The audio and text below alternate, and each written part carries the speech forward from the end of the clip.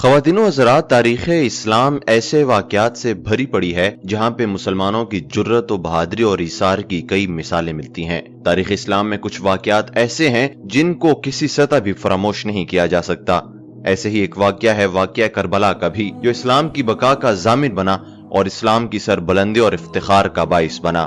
दोस्तों, आज की इस वीडियो में हम वाक़या करबला के दौरान पेश आने वाले एक ऐसे वाक़ये की बात करेंगे जिससे यजीदी फौज को दुनिया में ही इबरत हासिल हो गई। ख़वातीन व हज़रात, अगर वाक़या करबला की बात की जाए तो खानवादे रसूल सल्लल्लाहु अलैहि वसल्लम, जिनके पास फकत 72 जान निसारों का लश्कर था और मुकाबले में लाखों की तादाद में यजीदी फौज थी, उसके बावजूद इमाम हुसैन के लश्कर ने ईमान के जज्बे से सरशार होकर जिस बहादुरी से जालिम फौज का मुकाबला किया, उसकी कोई नजीर नहीं मिलती। इमाम हुसैन ने यजीद के सामने अपने सर को कटाने को तरजीह दी, लेकिन उसके जुल्म के सामने सर को झुकाया नहीं।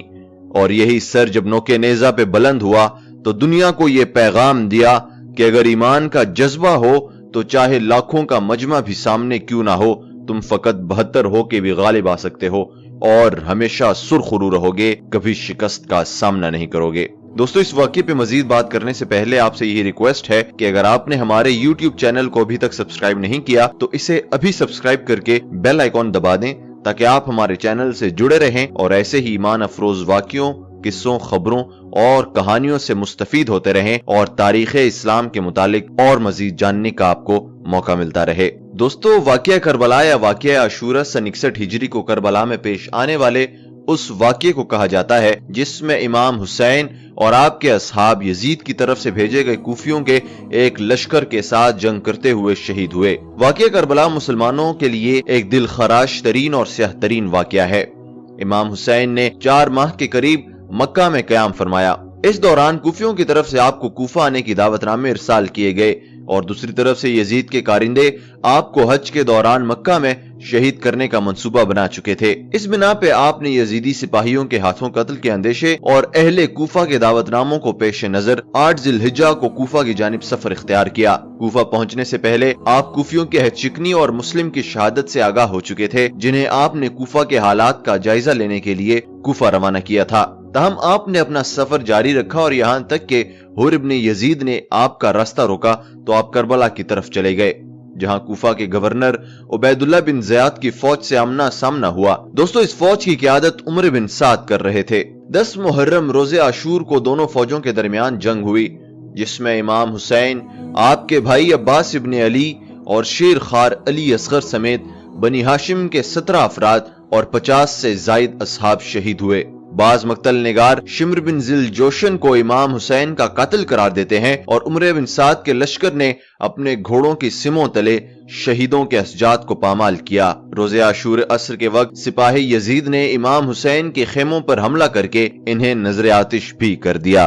दोस्तों, लेकिन वाक़या करबला में अज़ाब इलाही बदबख्तों से दूर नहीं रहा, बल्कि खुलकर इन्हें ये निशानियां दिखाई गई थी कि वो आप रसूल सल्लल्लाहु अलैहि वसल्लम के साथ मानदाना रवैया रखने और उन पर जुल्म करने से बाज आ जाएं। लेकिन वो कौम दुनियावी जाहो जश्म के लालच में गुस्ताखियों पे गुस्ताखियां करते रहे और अल्लाह के अजाब को भुलाकर दुनिया ही जाओ जश्म में मसरूफ रहे। दोस्तों, अल्लाह ताला ने अपने बंदों को यह एजाज़े फजीलत अता फरमाया है कि इनके जाती इस्तेमाल की अशिया भी पाक होती हैं और इनमें भी फयूज़ व बरकत शामिल हो जाते हैं कि जब कोई फासिक इनको इस्तेमाल करना चाहता है तो इनमें कराबत पैदा हो जाती है और वो इसको इस्तेमाल नहीं कर पाते। दोस्तों, इमाम इब्न हजर अस्कलानी और इमाम बहकी ने अपनी कुतुब में लिखा है कि शहादत इमाम हुसैन के दिन वाक़या नकल फरमाया है और लिखा है कि यजीदियों ने जब आपको शहीद करने के बाद आपके लश्कर से एक ऊंट को पकड़ा और जश्न के तौर पर इसको ज़िबह करके पकाया। इसके बारे में उम्मा की मुख्तलिफ राय हैं जो कि मुख्तलिफ हकाइक की अक्कासी करती हैं। फिर जब इसका गोश्त खाने लगे तो वो जमे हुए खून की मानिंद हो गया और वो इसको चबा ना सके। दोस्तों, सोचने और समझने की बातें हैं कि वाक़या करबला में यजीदी लश्कर रहमत का तलबगार क्यों नहीं रहा।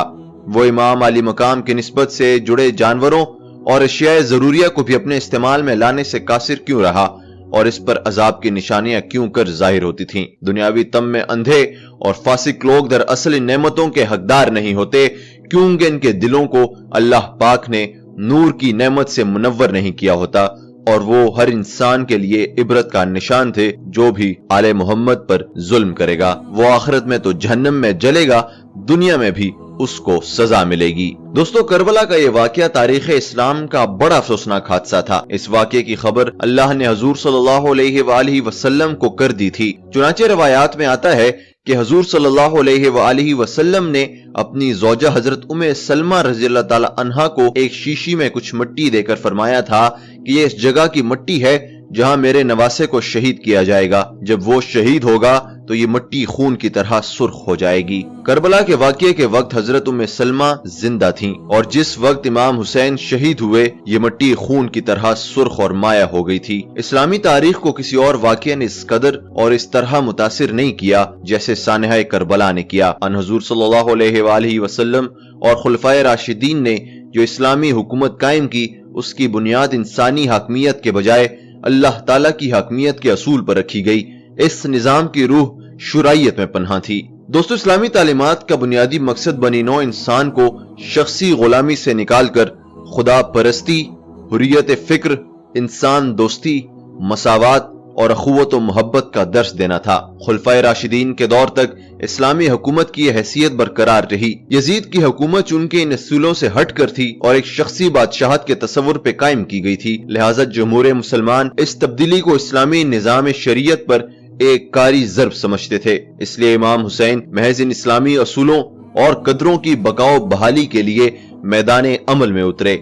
راہ حق پر چلنے والوں پر جو کچھ میدان کربلا میں گزری وہ جور جفا، بے رحمی اور استبداد کی بدترین مثال ہے۔ دوستو، نواسہ رسول کو میدان کربلا میں بھوکا پیاسا رکھ کر جس بے دردی سے قتل کر کے ان کے جسم اور سر کی بے حرمتی کی گئی، اخلاقی لحاظ سے بھی تاریخ اسلام میں اولین اور بدترین مثال ہے۔ دوستو، یہاں یہ نقطہ قابل غور ہے کہ جب شخصی اور ذاتی مصالحہ ملی، اخلاقی اور مذہبی مصلحتوں پر حاوی ہو جاتے ہیں تو انسان درندگی کی بدترین مثال بھی پیش کرتے ہیں، اور اس پر قادر بھی ہے، اور ایسی مثالوں سے تو یورپ کی ساری تاریخ بھری پڑی ہے۔ خواتین و حضرات، سانحہ کربلا تاریخ اسلام کا ایک شاندار اور زرعی باب ہے۔ یزید کی نامزدگی اسلام کے نظام شرعیت کی نفی تھی، لہٰذا امام حسین نے جس پامردی سے اور صبر سے کربلا کے میدان میں مصائب و مشکلات کو برداشت کیا، وہ حریت و جرت اور صبر و استقلال کی لازوال داستان ہے۔ باطل کی قوتوں کے سامنے سرنگوں نہ ہو کر آپ نے حق و انصاف کے اصولوں کی بالادستی، حریت فکر اور خدا کی حاکمیت کا پرچم بلند کر کے اسلامی روایات کی راج رکھ لی۔ دوستو، امام حسین کا یہ ایثار اور قربانی تاریخ اسلام کا ایک ایسا درخشندہ باب ہے جو رہروان منزل شوق و محبت اور حریت پسندوں کے لیے ایک اعلیٰ ترین نمونہ ہے۔ سانحہ کربلا آزادی کے اس جد و جہد کا نقطہ آغاز ہے جو اسلامی اصولوں کی بقا اور احیاء کے لیے تاریخ اسلام میں پہلی بار شروع کی گئی تھی۔